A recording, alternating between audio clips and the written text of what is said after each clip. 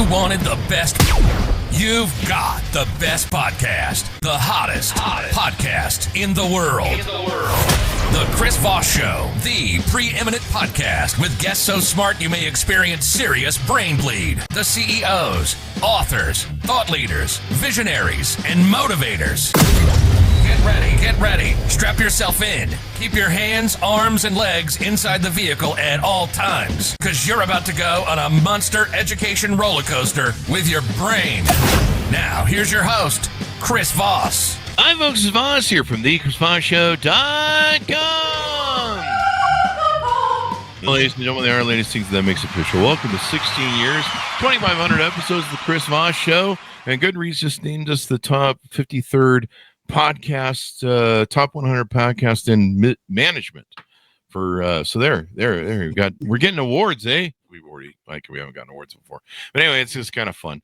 Today we had an amazing young man on the show we're going to be talking to, but in the meantime, I need to guilt and shame you to refer your family, friends, and relatives. Go to goodreads.com/Chris Voss, linkedin.com/Chris Voss, Chris Voss 1 on the TikTok, Gideon, all those crazy places on the internet. Opinions expressed by guests on the podcast are solely their own and do not necessarily reflect the opinions of the host or the Chris Voss Show. Some guests of the show may be advertising on the podcast, but it is not an endorsement or review of any kind. He's the author of 9 different books, at least. There's a few different variations there, I think, with translations, but I believe it's 9, if I recall rightly. We're going to get into it with him and find out more about his works and what he's up to, how he's doing it. The first book we'll be talking about today is called Mary Had a Little Lamb, out November 25th, 2022, by Adrian M. Hurtado. We're going to get into it with him, his books, and all that good stuff there. Adrian was born in Berkeley, California, and raised in the East Bay area. He is a former teacher and principal, and has served more than 25 years in schools in Orange County, LA County, and Santa Barbara County, California. He also enjoys working with students and finding ways to make learning interesting and fun. And now he seeks to carry on that delight through books that students can enjoy and their parents can enjoy reading to them and with them. He also served in the Marine Corps and the Air Force Reserve, retiring at the rank of major. Him and his wife, Jean, a former kindergarten teacher, his biggest encourager, has retired to their little beach town of Cayucos, California. Cayucos, where he is actively involved in community service. Where's that located? I grew up in California. So it's 20 miles north of San Luis Obispo. If you know where Morro Bay, California is. Oh, okay. It's right just north of Morro Bay. See, I'm a SoCal kid, so. But good stuff there, Adrian. Welcome to the show. Give us your .coms. How can people find out more about you? Thank you. I'm getting my website put up pretty soon. It's not ready yet, but I will have a website fairly soon. As you said, I am a former educator. I got into education after working in business for a while and didn't like business because it was too cutthroat. And I thought I want to do something more productive. So I got into education, working with kids. Started off as an elementary school teacher for some 20 years, and then finally got into administration and became a middle school principal. And that's the position I was in when I retired. Well, that's very nice.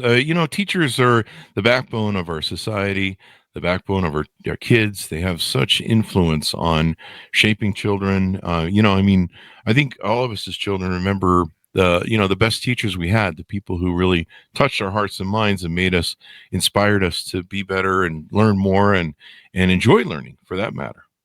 I think that's true. And thanks to Facebook, I'm able to keep in touch with quite a few of my students who many are in their 40s and older now. But I do still keep in touch with them. And it's a joy to be able to know what they're doing in their lives now. That is awesome. And full disclosure, my mom's a teacher. She was a teacher for 20 years, 25 years. And so is my sister. So I'm kind of impartial and imbalanced when it comes to celebrating teachers and education. So give us a 30,000 overview of what's inside this book. Mary Had a Little Lamb.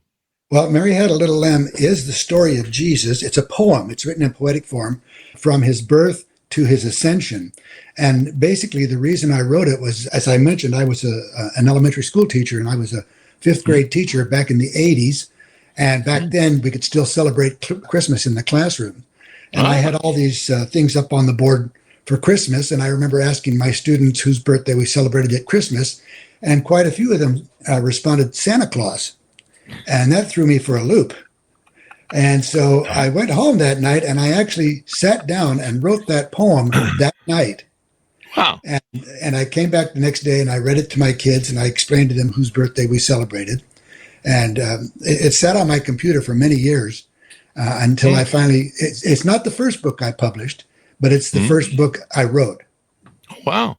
Now, is it a poem or is it like a fictional historical fiction book? Well, it's written in poetic form, but it follows the Bible, as I said, from his birth to his ascension. Okay. Because, you can kind of rely on that, their Bible to tell you some of the historical aspects of it. But do you find you needed to put it in a format that kind of kids can enjoy or kids can understand? Doesn't have those big scientific words sort of thing. Yeah, I thought about writing it just as a brief story, but I thought the Bible already does that. So I took certain passages, but the timeline is what was important to me. So I took certain passages from the Bible in the life of Christ, and I put them into a poem, and then that's the way I presented it. If I remember correctly, it's only about 36 stanzas. Oh, wow. Okay. So easy to read, kids. Yes. Kids, they're not, you get those words too big in those science manuals. I still can't understand half the thing. Half them science manuals. I can barely read Dr. Seuss, so I'm at that level. Well, I originally self-published the book, and I had quite a few copies made, and I gave some to friends, and actually I had people that bought some. But I've had several families tell me that that's become their Christmas reading every year when the family's together. Wasn't that nice? Like a tradition. Yes, I love it. I mean, that's the great thing about inspiring the world, uplifting the world, making the world better, sharing joy and teaching other people. Now, tell us about some of the other books you read. Did I get the number right? Wasn't it 9, I believe? It's 9, including 2 that are in Spanish. I have 2 children's books, Acrobat and Toad's Tools. Acrobat was actually the first book I published. And I wrote that one after I retired. I was getting bored doing nothing. So I thought, well, I've always loved writing. When I was in school, I'd won several writing contests in school. In junior high, I'd had certain writings published in local newspapers and things like that. And I always enjoyed it. So I thought, well, I'm going to sit down and write a children's book. So I wrote the book Acrobat, which is about a bat that wants to participate in the annual Owlympics. They were named after Wise Owl, who put the games together.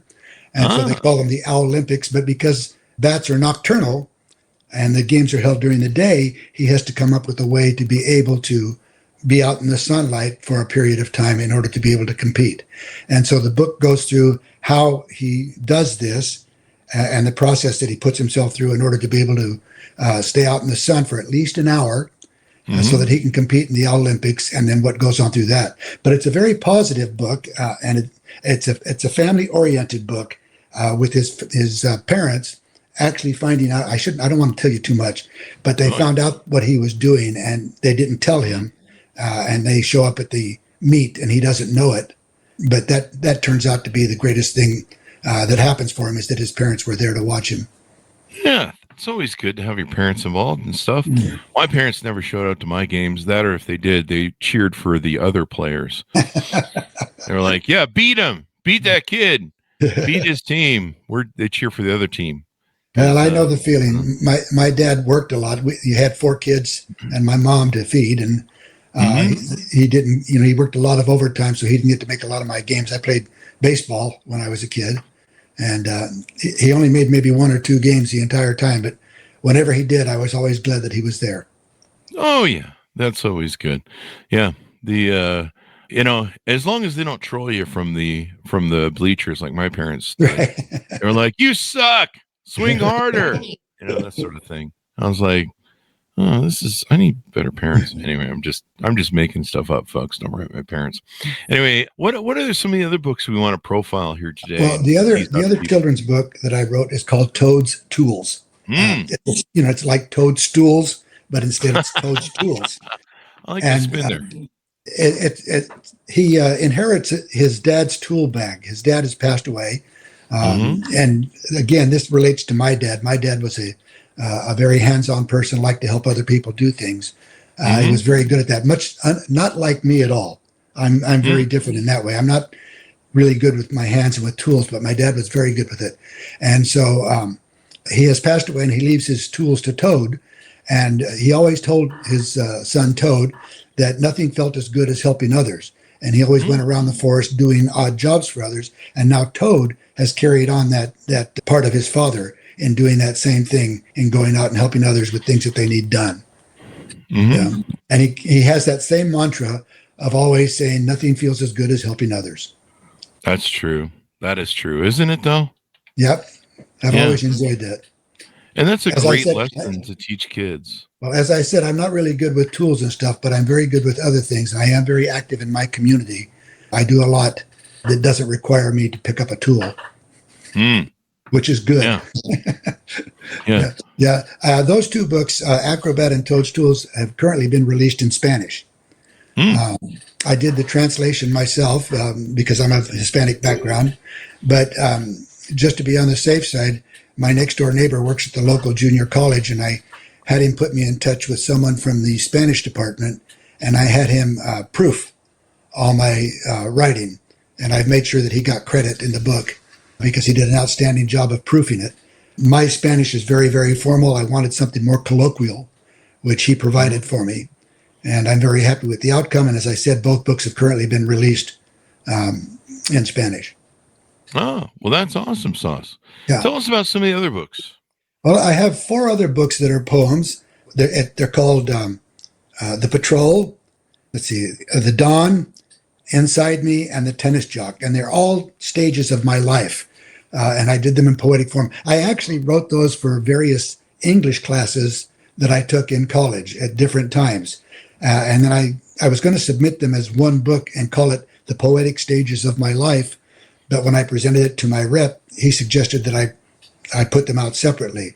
The patrol has to do with a group of men that are called on to do a patrol in the middle of the night. They're called originally starting off as the Night Patrol. And that's based on stories. I'm a Vietnam veteran. As you mentioned earlier, I was in the Marines for 6 years, spent 25 years in the Air Force Reserves after that. But my time in the Marines, I did a tour in Vietnam. And we always heard stories about units that went out, patrols that went out and didn't come back or came back disheveled. And so I sat down and wrote a poem about it for a college class. And I remember the teacher of that class, the professor, told me that she was dating a colonel out at Camp Pendleton. I was living in Orange County at the time. And she wanted to present it to him. And she told me that he sent it off to Stars and Stripes periodical to have it published. I don't know if it ever did or not because I never saw it. But that's how much she enjoyed it. Later on, I got into playing tennis. I never was as good as I'd like to be, but I had a lot of fun doing it. I would show up at tennis courts and challenge people if I couldn't find one of my friends to play. Most of my friends are golfers, not tennis players. And so I would just show up at tennis courts. And the Tennis Jock is just a parody of my life playing tennis. He's kind of a klutz on the tennis court. I don't think I was too much of a klutz, but I was never as proficient as I'd like to be, but I just enjoyed playing the game. And then The Dawn was for another class that I wrote.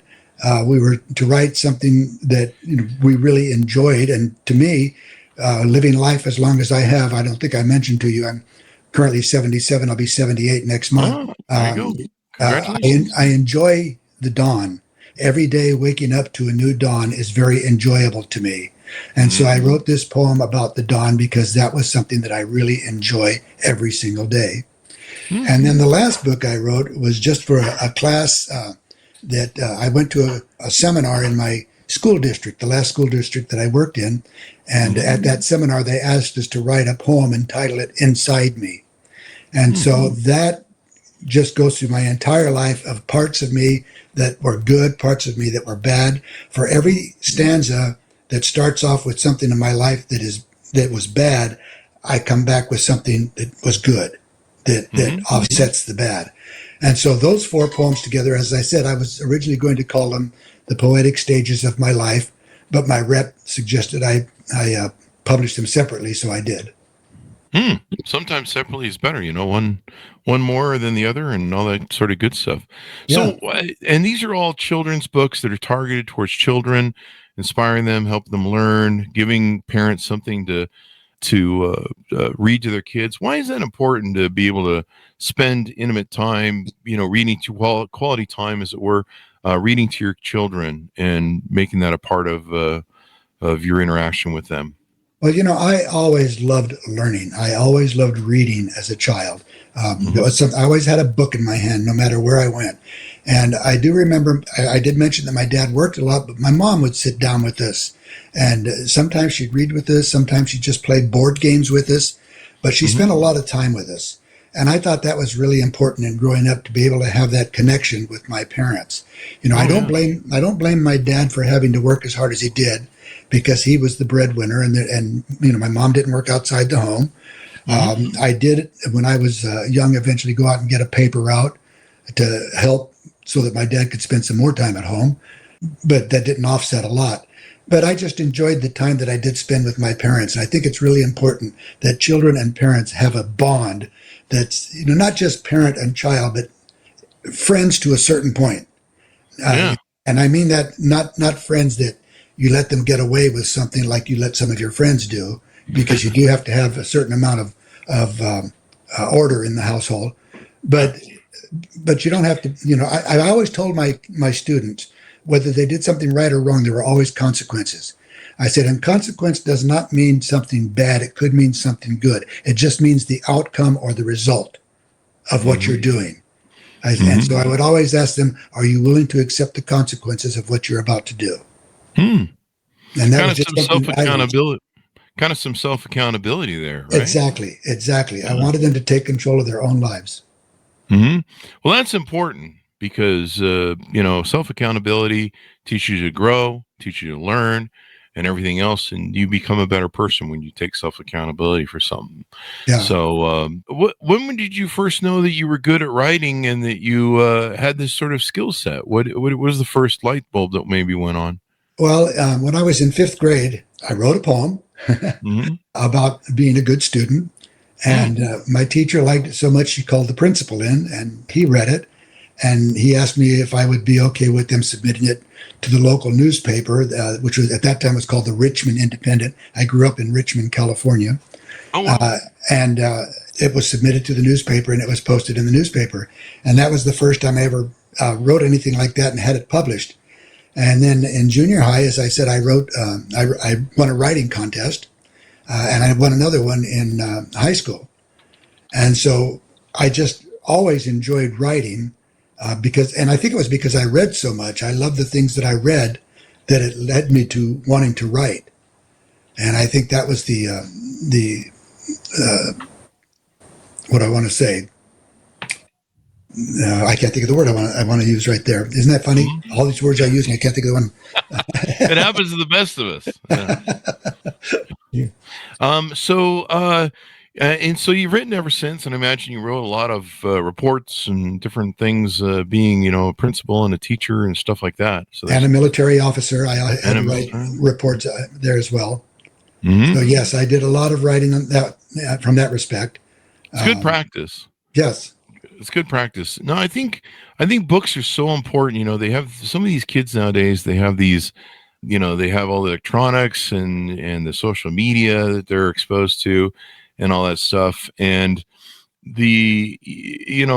reading books is better, and I think grows your brain better than just watching videos mindlessly, mind-numbing videos. I don't know. That's my opinion. Because it teaches you to create your own world of imagination and your own world of thinking about things and having a vision about things, instead of just sitting there drooling down the side of your mouth going, what's going on? Like I do when I watch TikTok videos and doom scroll. And that was something I was going to say. That's one of the reasons I loved reading so much when I was a kid, because it opened up my imagination to things. Yeah. I could put myself in place of the character. And, okay, this is me doing this, not the person in the book that I'm reading about. Yeah. And so it really is an avenue to do things like that. It kind of personalizes it, if you will. It does. Yeah. So, anything more you want to tease out to us or talk to us about some of these books that you've written? And are any of these like in a series at all? Is there a continuum of any of them?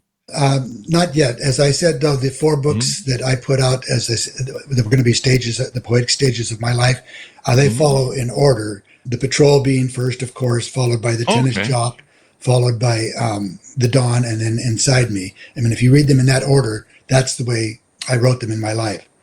So those are different aspects of my life. But I have other books on my computer, but I'm going to the Miami Book Fair this month. I'll be there on the 21st, 22nd, and 23rd of November. And I'm hoping to pick up a traditional publisher. And if that happens, then I'll start putting out some of my other books. Well, hopefully you do, and hopefully it works out. We're rooting for you. I hope so. Thank you very much. I appreciate that. Thank you. So anything further you want to pitch out to us as we go?